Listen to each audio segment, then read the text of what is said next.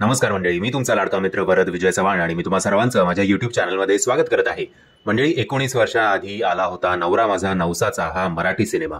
हा मराठी सिनेमा ज्या थिएटरमध्ये आला किंवा जेव्हा याचं टेलिव्हिजन प्रीमियर झालं त्यानंतर तो लोकांना खूप आवडला. एक पॉईंट असा आला की हा सिनेमा एक सिनेमा नसून एक इमोशन झाला मराठी माणसाचा. भले या सिनेमाचा जो मेजर पार्ट होता, जो प्रवास होता बसमधला, तो बऱ्यापैकी बॉम्बे टू गोवा या हिंदी सिनेमावरनं उचलला होता, तरी सुद्धा त्या प्रवासाला एक मराठी टच देऊन, एक मराठी फ्लेवर देऊन, आपल्या मातीतला जो सिनेमा वाटावा असे कॅरेक्टर्स त्या एक बसमधले प्रवासी जे आहेत ते पेरून हा सिनेमा जो आहे तो मराठी प्रेक्षकांवर राज्य करू लागला.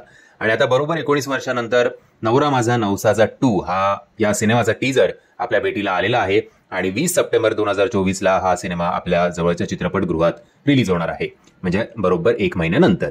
आता ओव्हरऑल या टीजरचं थंबनेल बघून किंवा जेव्हा टीजर आपण बघतो तो बघितल्यानंतर असं वाटतं की अजून आपण त्याच काळात अडकलो आहे की काय, की 2024च्या हिशोबाने आपण आपला मराठी सिनेमा बदलणार आहोत की नाही याचं काही उत्तर मिळत नाही. आता तुम्ही थंबनेल सुद्धा बघू शकताय, तेव्हा अशाच प्रकारचे थंबनेल यायचे, ते अजूनही तसेच आहेत. आणि जेव्हा आपण ओव्हरऑल या सिनेमाचा टीजर बघतो, टीजरमध्ये असं काही फार आता तुमच्या चेहऱ्यावर स्माईल येईल असं काही नाहीये.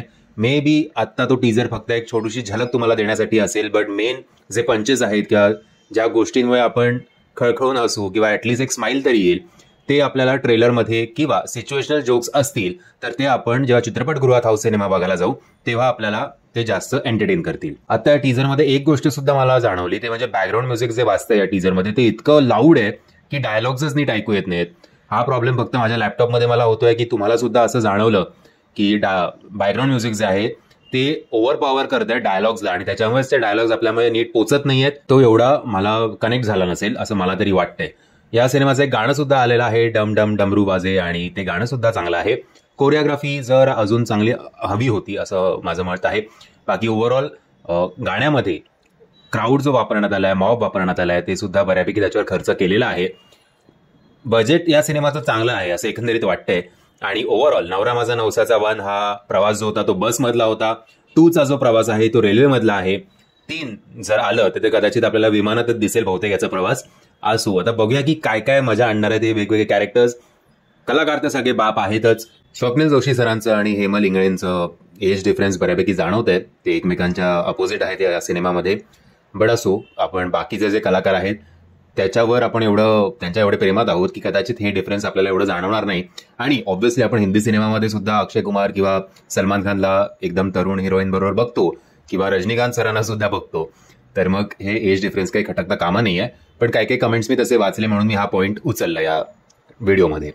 एनिवेज, आत्ता तरी फार मी टीजर बघून इम्प्रेस झालो अशातला भाग नाही आहे. बट आपलं पहिलं प्रेम कसं असतं की ती मुलगी जरा असते आपल्या सॉफ्ट कॉर्नरमध्ये, तसं याचा जो पार्ट 1 आहे तो आपल्या सगळ्यांनाच खूप जवळचा आहे. त्यामुळे नो डाऊट आपण आत्ता काही जजमेंट देऊया नको. बघूया, याचा ट्रेलर येईल आणि आपण सिनेमा लवकरच जेव्हा केव्हा रिलीज होईल तेव्हा तुमच्यासमोर रिव्ह्यू आणीनच. तुम्ही हा टीजर बघितला आहेत का? जर बघितला असेल तर तुम्ही माझ्या मताशी किती सहमत आहात किंवा असहमत आहात त्याची लिंक तुम्हाला खाली डिस्क्रिप्शन बॉक्समध्ये देतोय टीजरची, हे मला कमेंटच्या माध्यमातून कळवा. आणि जर तुम्हाला हा व्हिडिओ आवडला असेल तर प्लीज या व्हिडिओला लाईक, शेअर आणि चॅनलला सबस्क्राईब करायला विसरू नका. जय हिंद, जय महाराष्ट्र.